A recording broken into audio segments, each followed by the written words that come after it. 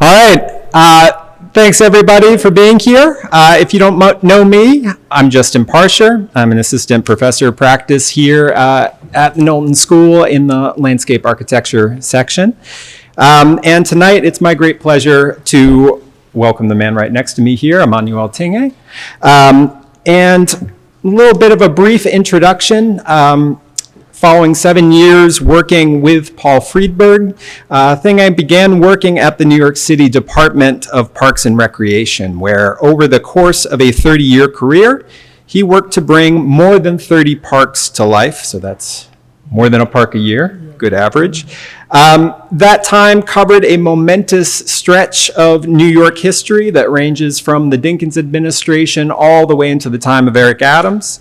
And over that stretch, the prosperity of the city in general grew, and that fueled a wave of park making and investment that at its best looked to correct historic disparities in who was able to access great public space in the city. So in a time when often the attention of the design media was focused on the city's new riverfront parks in Lower Manhattan, Thingue was making some really exceptional landscape architecture throughout Brooklyn, from Fort Greene to Bed-Stuy, Crown Heights, all the way down to Gravesend. The New York Times published an article last year that focused on Thingue on the occasion of his retirement from Parks and Recreation, and talking about the impact that he's had on the city of New York as a public servant. And when Christy and I happened to read that at the same time, we both had the thought, this is somebody whose perspective we would really love to have here at Knowlton. Thingue is one of those people who is not slowed down much by retirement, and currently he is the Design and Project Management Director for New City Parks, which is a nonprofit working to expand park access for underserved communities. And they have a really exciting mission that has them partnering directly with communities to revitalize and rethink parks and playgrounds in smaller cities. So Passaic, Patterson, Poughkeepsie, Jersey City, and all the way out to Buffalo. So I urge you to check them out. Tonight, Thingue is going to talk to us about the joys and challenges of working in the public sector, what to do, what to expect, and what's going to be unexpected. Hopefully, for some of you, this is going to put on the radar some of the most vital and undersung work that's being done in landscape architecture. So please join me in welcoming Emmanuel Thingue. Wow. What an introduction. Thank you so much. Thank you for having me. I'm hoping that by the end of this lecture, that at least one or two of you guys would consider, the joy that you could have working as a landscape architect in the public sector. This is something that I hate to say it, that I would probably be doing for free. And my wife yells at me all the time, "Why are you at home at 2 a.m. working for free?" It's just like it brought me such joy. And so for you to understand how I got there, I want to give you a little bit of a background of my story, how I got to being a public servant. When I came in the United States in 1975, I was 14 or 15, can't remember the exact age. And as you know, when immigrants come in the country, I lived in a very cramped apartment, and the conditions were not the best, but my mother did enroll myself and my sisters in summer program. And part of the summer program was sort of like where the summer program was centered was very close to this park that you see here, which is Lincoln Terrace. And so that's the very first park that we went to. And at this point, the relief that I got from, the stress that you have in a cramped apartment to an open space and the experiences that you have in an open space already started the love of public spaces for me. And so fast forward, I'm in college now. I'm studying architecture, which is something that since I was 5 years old, I knew I was going to be an architect. And Paul Friedberg, which had started the program at City College for for landscape architecture, he was recruiting members. So he sort of came to one class, architecture class, and kind of made his pitch for joining the landscape architecture group. And it was like, I think 1 or 2 extra years, you can get 2 degrees. I said, why not? So I went to the class, and I must tell you that transition was so difficult for me that he literally called me over after a few months and told me, I think you should drop this. So and again, just being tenacious, just to prove him wrong, I kind of followed through with it. But having said that, he was probably the best teacher I've ever had in school my entire life, because he taught me how to understand the concept or the process of designing, which was more critical. It wasn't so much about, specific parts and or specific design. It was more about understanding the process, which I find to be far more important than specific principles in design. And he ended up hiring me. But after 5 years of working for Paul Friedberg, again, because you are working under someone, and someone that's very well known, that has his own style, there wasn't enough room for me to grow in a sense. And a friend of mine kind of made the pitch to try, the New York City Parks Department. And the Parks Department at this time was starting a new program of bringing in-house. Previously, it was all consultant work that was doing their design project. And so basically, they recruited me mainly because a friend knew that I knew how to do contract drawing well. It was my specialty, and they needed somebody like me to help start that program. And so, at the Parks Department, starting from the ground up and growing with it, and I had a lot of mentoring at the Parks Department, which really kind of, mentoring is like key to us growing in this field. I felt like when I graduated, I knew a lot, but really once you actually start working, it's a whole new learning process. And so, in fact, like when I started working at the Parks Department, it was the first time that I actually met a client, a member of the community, because when I worked at Friedberg, the entire time I was working, I basically would, you get niche into a specific, you know how to do one thing, you're doing it over and over again. And again, you're following the design concept of the head of the firm, the principal. So I thought this would be an opportunity for me to start my own. In particular, they explained that the new in-house program would allow you to have your own project and go with it after a short amount of training, or at least growing. Even when the training started, you would start having your own project. So again, with all the help and support that I had in the Parks Department, I felt like, this is the way to pay it forward. And so, whatever I learned, I've been passing it on throughout my career. So why choose public service? Again, personal growth. You'll be working with people that have similar values, which is basically, from the top to the bottom, everyone at the Parks Department have a desire to help others. So the whole system is geared toward that. And there's also a strong system of collaboration and mentoring, which is really, really important in the sense that, again, to guide you in the pitfalls and also allow you to take risk. So again, this whole process of, the public service, think about it. After so many years, in fact, like it's 34 years that I work at the Parks Department. Even now, when I drive by one of the projects that I've done, there's a tremendous amount of fulfillment because I feel like human beings in general have a strong desire to make a difference in the world, and so I feel like this was my way of making a difference.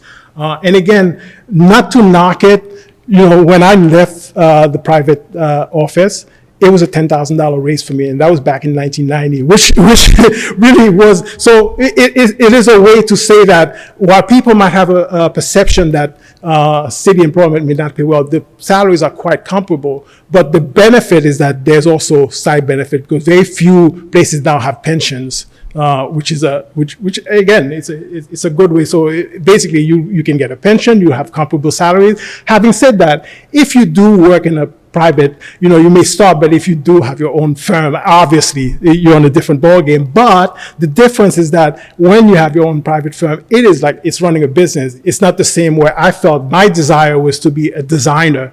And so I don't like the business aspect of it as much as being able to be creative, which is what some people rather pursue that. And again, I talk about this, the ease, the desire to develop my own style. And because you are allowed to have your own project in the Parks Department from beginning to end, over time you can develop your own design style, as opposed to working in a larger firm where you have to follow sort of like what the principal may have as a design philosophy also. And again, in the city park system, because it is so large and expansive, you have greater opportunity to impact the city and the quality of life, simply by the sheer number and numbers of projects and variety of projects. So let's take a look at some of the positive impacts. You improve physical and mental health. While it's obvious, the most important thing about this is that when you work for the city, because you have so many projects, you have a greater impact in you're affecting. There's a lot more equity in terms of what you can do to improve the physical and mental health of the citizens of the city. If you look at the map on the left, you can see where this area here, which is the area where you have the greatest level of poverty, and where you'd have most of the immigrant population.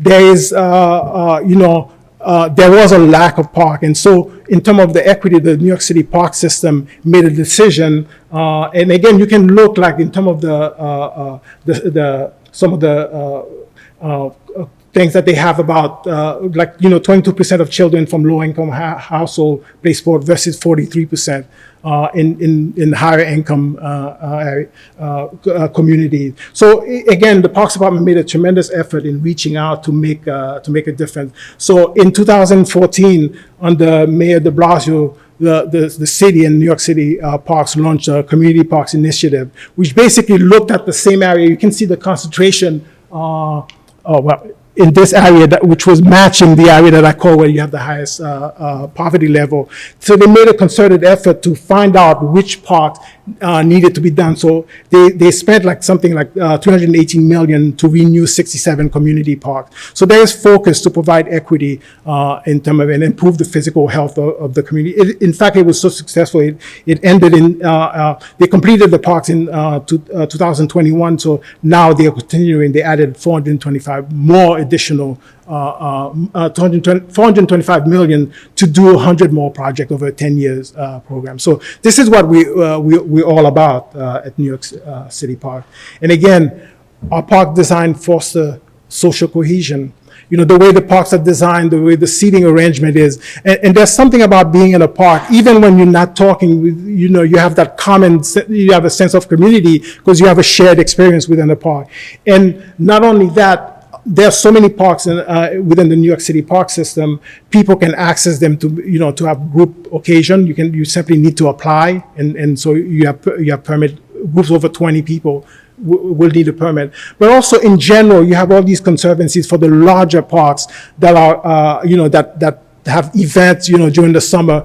And for me, during the summer, I basically just go to different parks, going to events for free. So, again, you look at it, some of them large scale, some of them small scale. In fact, sometimes you don't even have to check. There's bound to be something happening. Just, venture out in some of the more common parks. So this is something that, as the city as a whole, improves the quality of life of the city in general to have that kind of opportunity.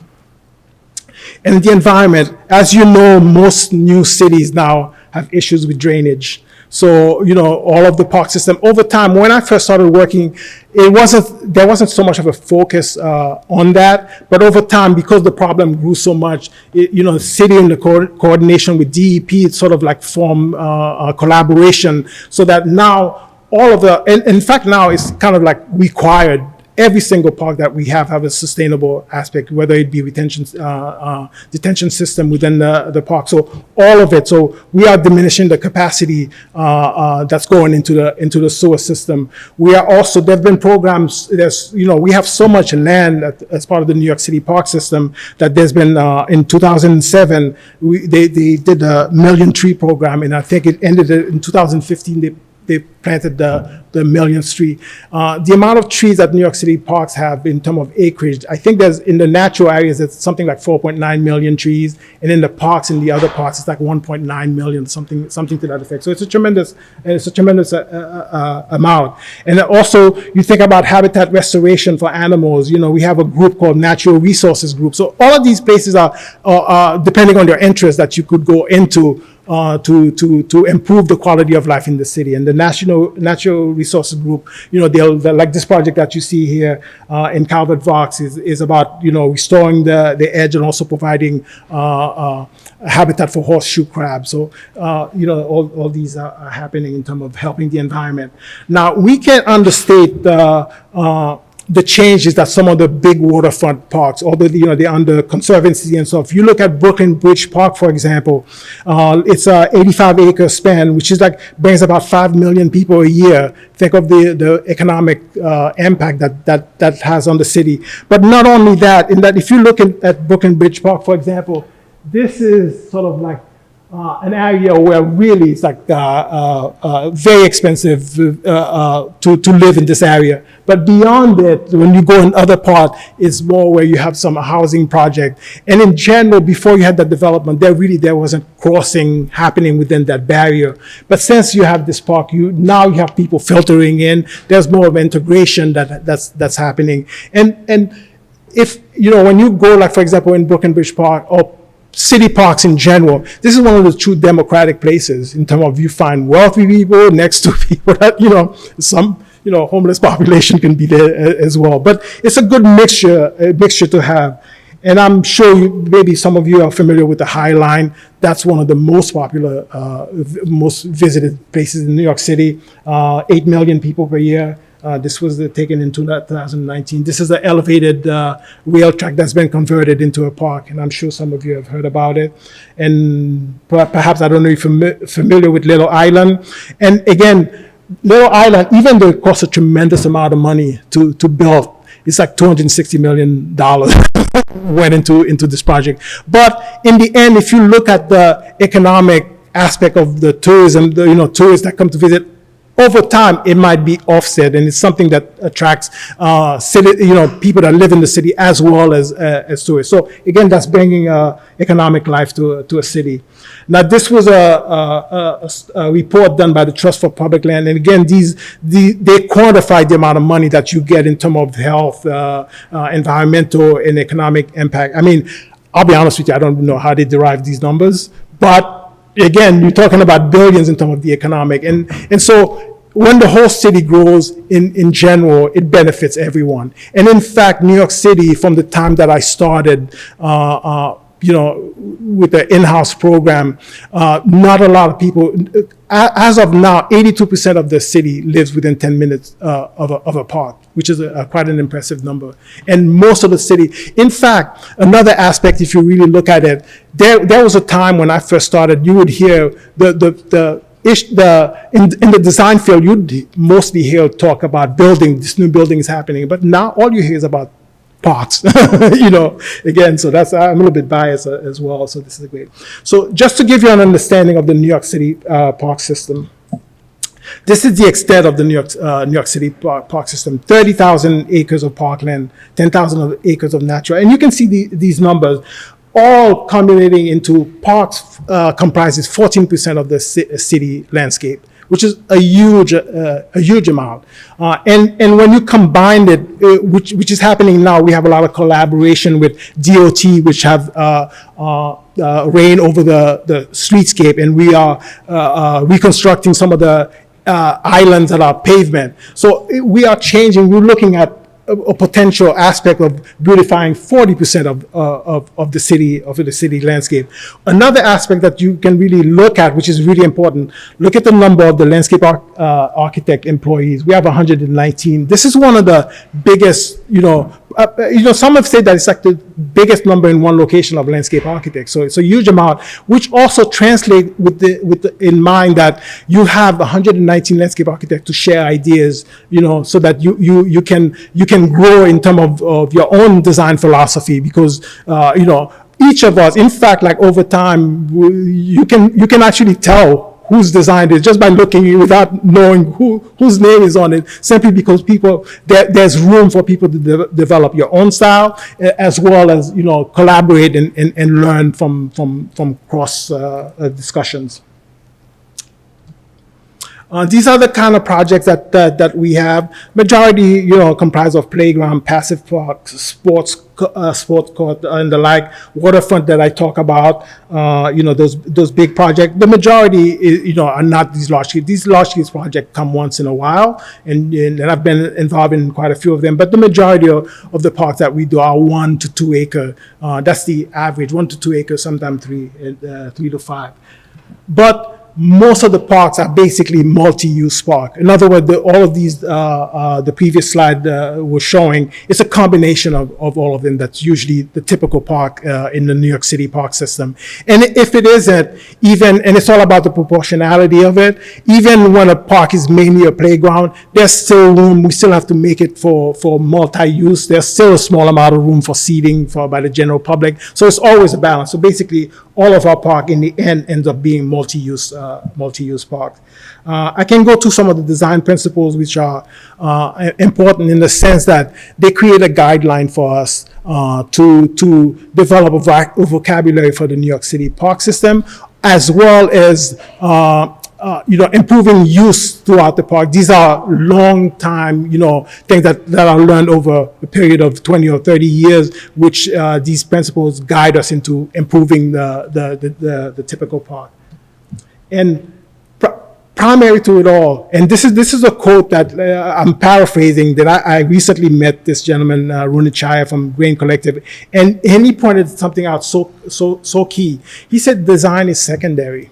The primary criteria for success of a project is how well you engage the community. And so, because it really has to come from the community. And so engagement of the community is one of the primary aspects of when we do, and we sort of put it as a principle simply because it is so important, because we are basically designing the parks for the people that we engage, because they're the one that ends up using it. And so another one that was championed recently is Parks Without Borders. Most of the parks in the past had very high fences surrounding them, which makes it closed out, which usually makes them feel closed out to the community. And I think the city itself has noticed that this is problematic, and so they kind of instituted the Parks Without Border, which the idea being that where you want to eliminate fencing so that there's a natural flow between the community and the park. And their location, obviously, because of vandalism, you'd have to weigh this. But even in the area where you have vandalism that is possibly could happen, we're talking about lowering the fences, making the entrances more inviting, as you can see here. So basically, making the entrances at corners where it's most accessible coming from 2 points. So the general idea being we want to make these parks more inviting.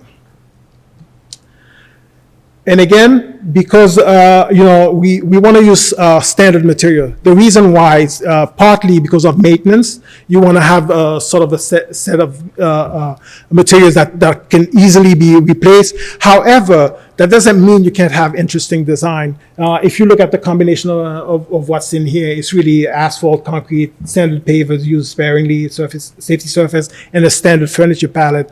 But the idea is that what you want to do is you want to create spaces that are interesting. In fact, like this forces you to make more interesting spaces. You can have great changes in alignment of spaces. And so, in other words, what I'm saying is just because you use very few elements doesn't mean you can't make interesting projects. And this is one of the recent project that I worked on. And again, with just these few elements, concentrating on how space flow into each other, is probably far more important than specifically using expensive material. And one of the reasons also that we try to not use so much expensive material, the reason is that when you do that, you kind of limit the amount of parkland that you can do, because the general budget for the park system, let's say, for example, a park could have cost $8 million, and now with $5 million you can make a beautiful park. The $2 million can still be transferred and do more parks. So it's a way, you just have to find the right balance to make it work, where you create something interesting and at the same time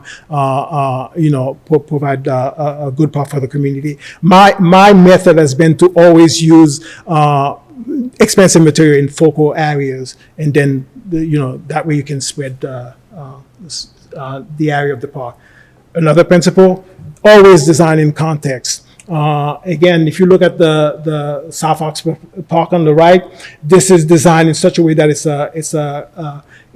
a town square. A lot of the colors that are in the park with the main feature is picked up from the building color as well as the window frame, and the ground is really the color. The earth tone is really marrying that color to the building color. And if you look at the one on the left, the idea we have this is the Brooklyn War Memorial. That's a huge wall panel. It's such an anchor to the site. What we want to do is sort of like, make that the main focal point. And so, whereas you might have something more interesting that you can do right in front, but the idea is that the memorial is the key feature, and you want to embrace it and make people focus toward that feature. Green infrastructure, as I mentioned, this is now mandatory for all, basically for all. That's kind of second nature now, that it's integrated in all of our park system. We don't even think about it anymore as something that we have to do. We just know it has to be done. And in fact, the city has implemented regulation that makes it almost impossible. And I think other cities are following through that now it's always, remediation aspect and dealing with infrastructure is kind of mandatory. That's par for the course. Now, another principle beyond ADA, if you look at New York, like playground equipment, for example, a lot of the playground equipment that's in our parks, sometimes they have certain formulas that they use. Well, they say certain percentage is ADA accessible, but in fact, if you really look at it,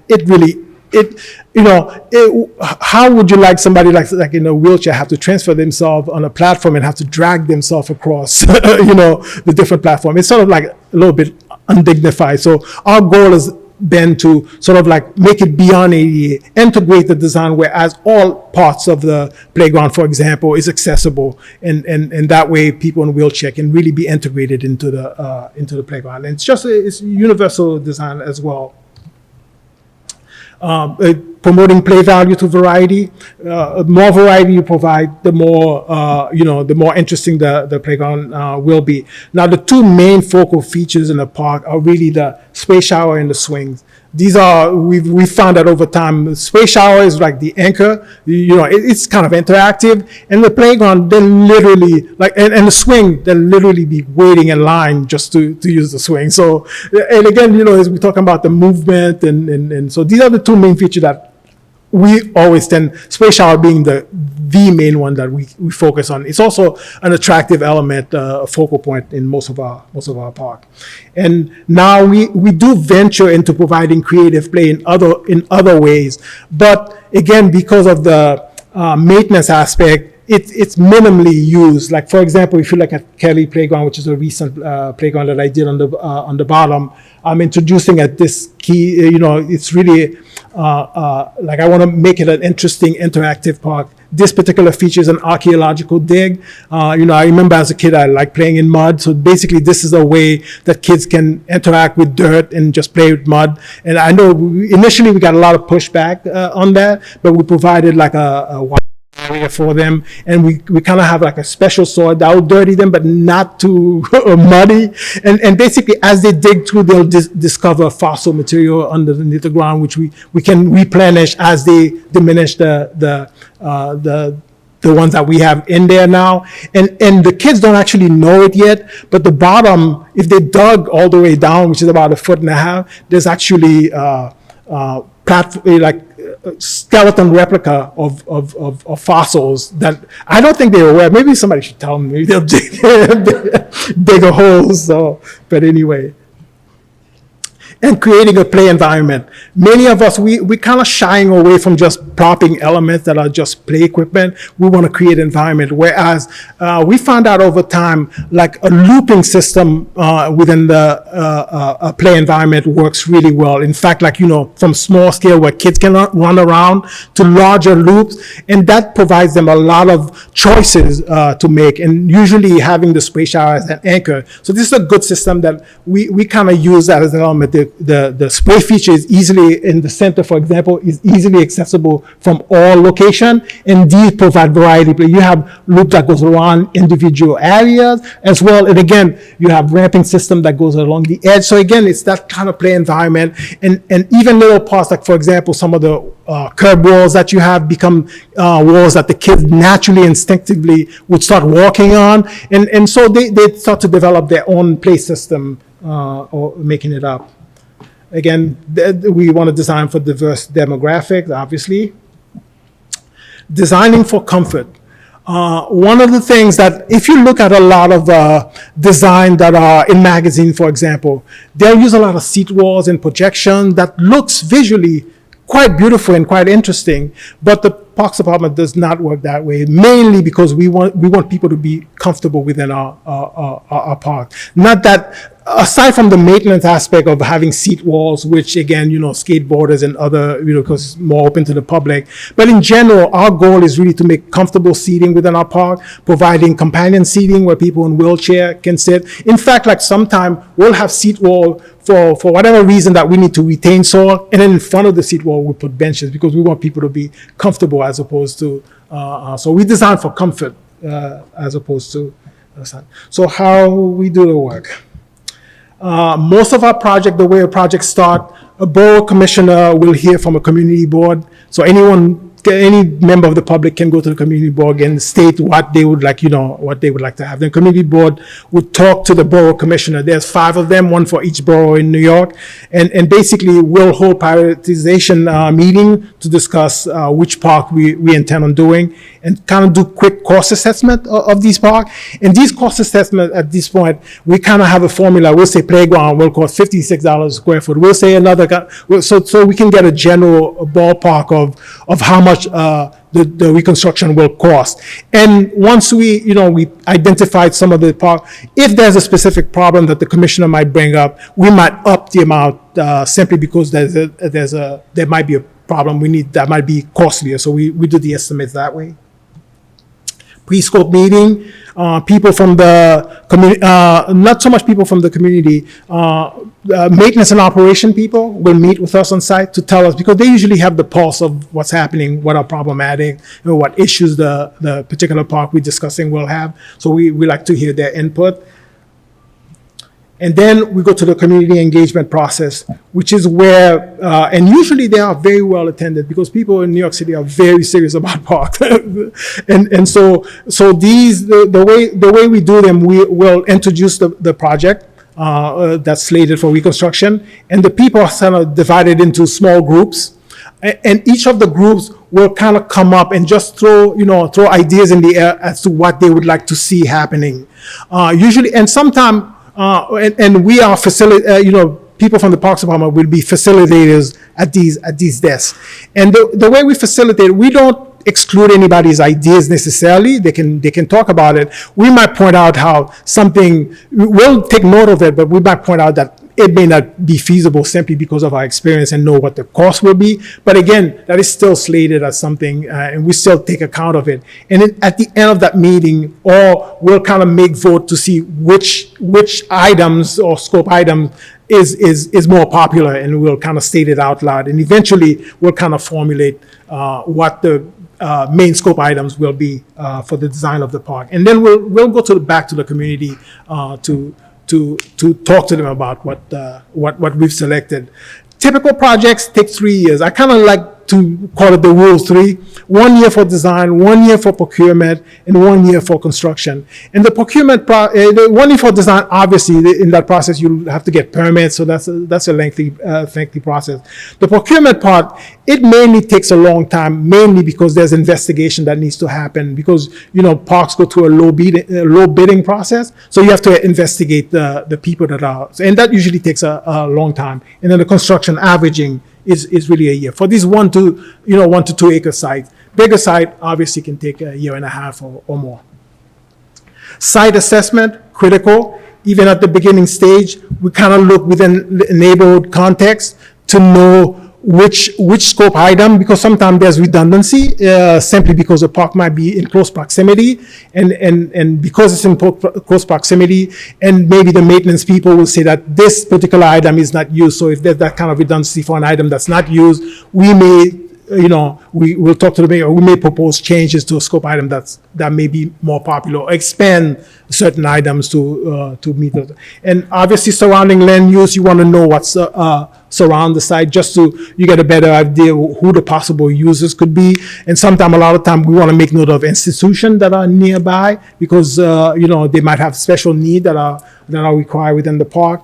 Obviously, flood risk analysis, that's always a key, because like, for example, certain parks, like if you're within the flood zone, you don't want to have something like synthetic turf within that zone, because if it gets flooded, all the money, and these are very expensive, synthetic turf, the very expensive item, would just float up and be ripped up. So you'd have to kind of gauge what material you'll be using based on where your park falls.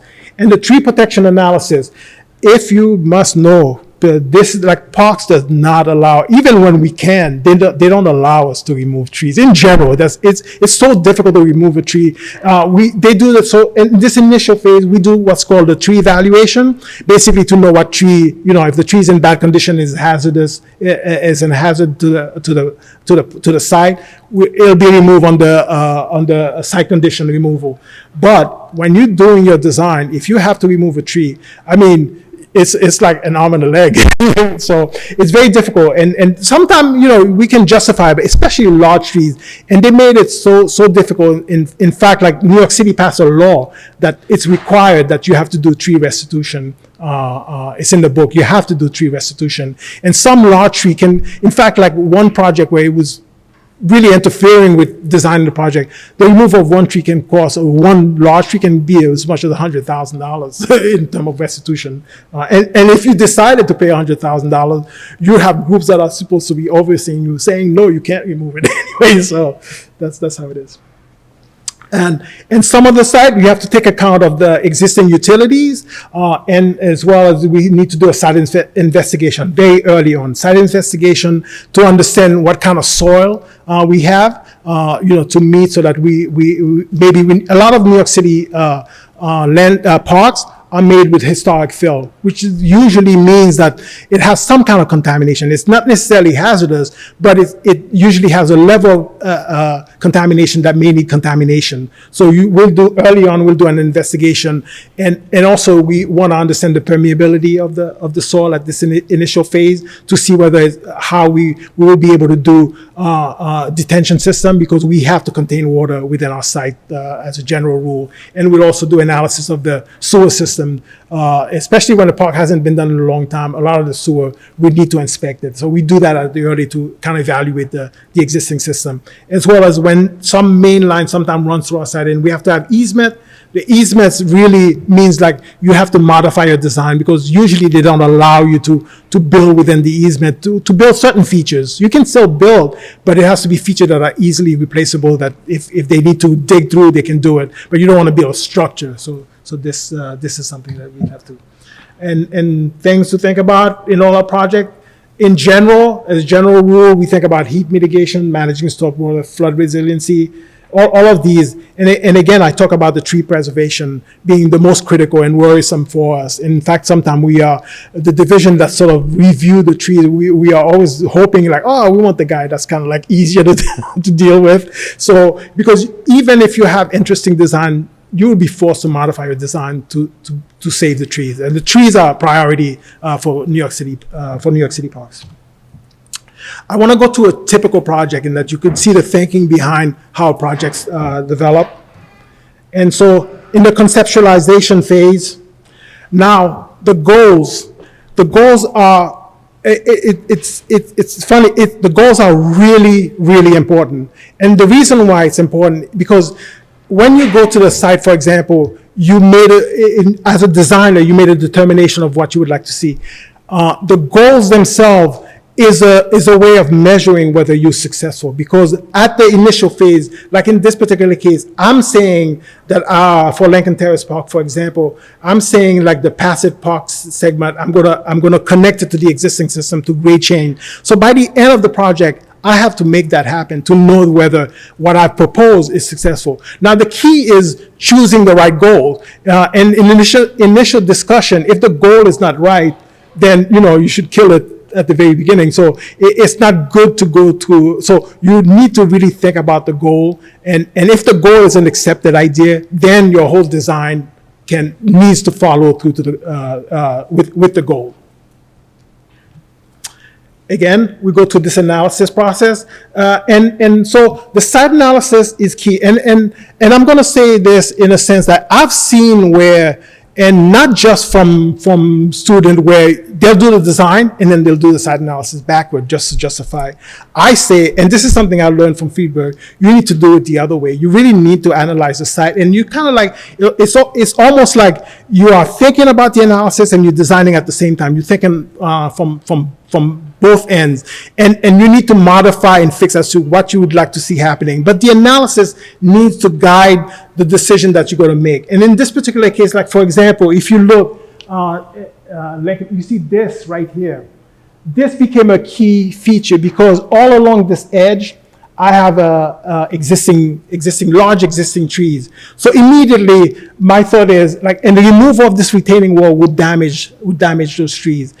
So this initial phase is that I'm making the decision that this wall needs to remain. So therefore, whatever design aspect that I'm going to do, that wall will be part of it, and the design has to respond to the fact that that wall will remain. The same thing can be said. Again, remember my goal, like in this particular case, I mentioned that I want grade change to the design. So my analysis is analyzing where would that be possible. So this tree analysis is determining where I can make grade change. Obviously, because of the mentality that we have in New York City Park, they generally don't want us to raise grade within tree canopies. So this sort of define my limit where I can make grade change. So this is the way you have to approach analysis of a site so that your design can respond to what. And the concept basically is a reflection of what I talked about, the existing wall. And this is the way, and if you remember, I don't know if I went to it, one of the goals that I said is that I wanted to separate the public zone with the children. That is fine. The public zone with the children playground. And that comes from the community feedback. There are times when the playground can be open to the general public. But in general, most communities, because they are, again, you have to think in New York City, people are so afraid about people, either, touching their kids for like, or so they want to create that separation so that the zone would belong to parents and then the zone to the general public. So that is key. So again, you can see in the conceptual plan, I'm creating a zone that's strictly dedicated to the general public, and the general and the playground itself is within that parameter, and you're creating a buffer which defines the separation between the two. Now, one important thing is that over time that I've discovered that one key thing about design in general, most of the design when you initially start, really it's about the circulation and the spaces. Now the circulation, again, and once you make, and so the concept diagram kind of showed the circulation and the main spaces, but once you made that determination, you can start changing what that circulation is. It doesn't necessarily have to be just a wide path. It can be in different forms. And the same thing when you're defining spaces as well. You can say this space is for a specific function. It can be formed in many different ways. You can have trees that surround the space, but you can also have trees, like 50 trees in the middle of the space, and it's still a space. It depends on how you define it. So again, the idea is you're making the concept be about circulation and spaces, but then you can further break it down once you've developed design into different aspects. Again, contextual design. Remember, I talked about that I want this to fit within this larger area. This was the picture of that Lincoln Terrace that I showed you, which is sort of ironic that I ended up doing as one of the few last projects of my career is redoing the same park that I initially came to see in the United States. So again, you can see this sketch is just to show that, the way the lines flow is similar to what's happening here. And then in the end of the design, you'll see that basically this, the initial phase will have a large tree canopy that eventually will grow and mix it with the existing. So context is important. Now, design development. So once you have the concept diagram, the design development is further refined. At the design development phase in New York City Park, we have to go to the community board for approval, and we also have to do the public design commission for approval. And the public design commission is a body that sort of oversees design in all of public spaces in New York City. And there's also the landmark commission, but only if it's a landmark park. But this park was not a landmark park. And so this is where you refine, the specific aspect of what the design will be. What's important is you want at this point to finalize your design. The main reason why is that Public Design Commission, once you go through that approval process and they approve every material that you submitted, if you have to change it, you have to go back to them and say, I'm changing this, and to get their approval again. And what's also important at this phase, before you even go to the Public Design Commission, is that you do an estimate.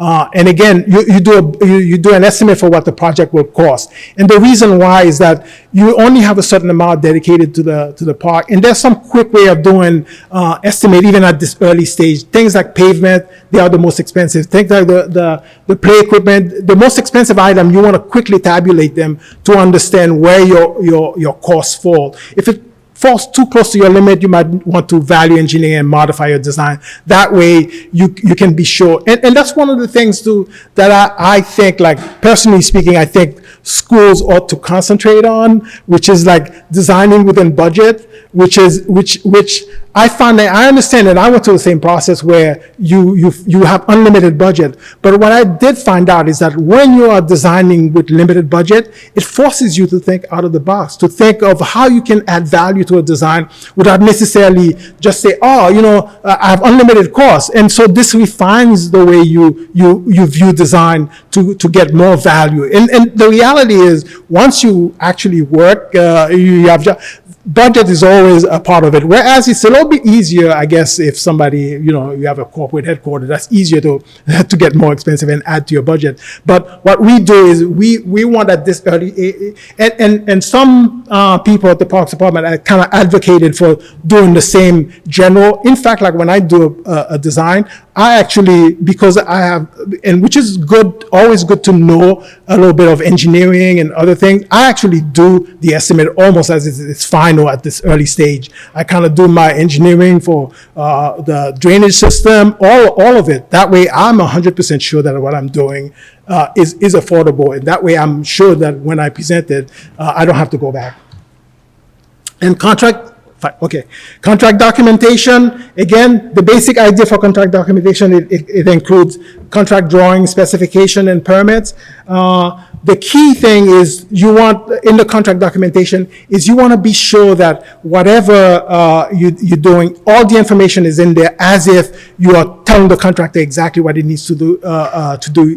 All of the information that needs to be there should be in there. And one important aspect, and I want you guys to, it's very important, if you look at this plain drawing, it's very important to look at design when it's just plain white line as opposed to beautiful colors, because it kind of fools you into thinking, this really tells you, whether the space works. So it's very good to see design without all the rendering fluff, so you can understand whether the design is valid. We have the budgeting, which we do the final estimate for, and then the construction administration, which the key point is you want to make sure that there's critical points where you talk to the resident engineer to be sure that the project is being built the way you do, and pay strict attention to shop drawing, which is a way of ensuring that the specific items that you propose in your design are being done at the construction phase.